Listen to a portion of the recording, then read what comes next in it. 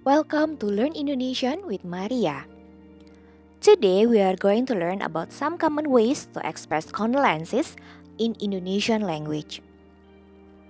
In this video, we'll focus on the most commonly used phrases.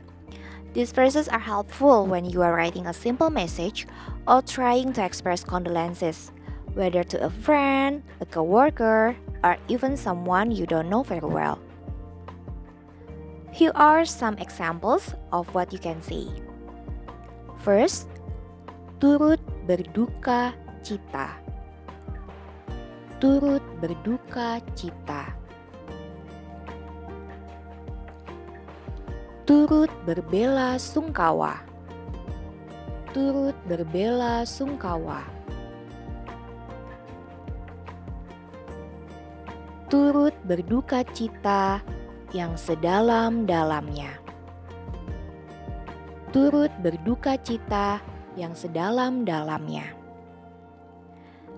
These are classic and polite phrases that can be used both in writing and in spoken.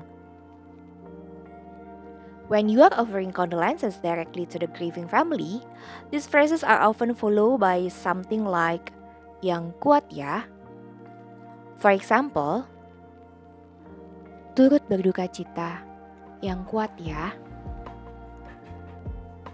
Turut berbela sungkawa, yang kuat ya.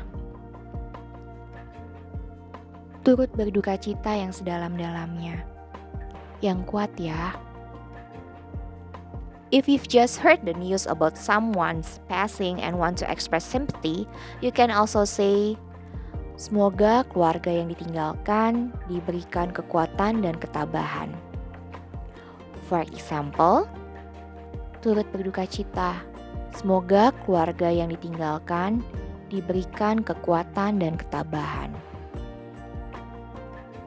Turut berbela sungkawa, semoga keluarga yang ditinggalkan diberikan kekuatan dan ketabahan.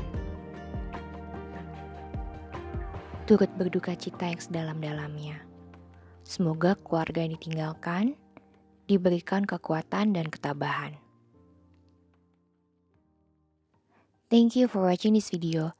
If you think this video useful, don't forget to hit the button like. See you on the next video. Bye-bye, sampai jumpa.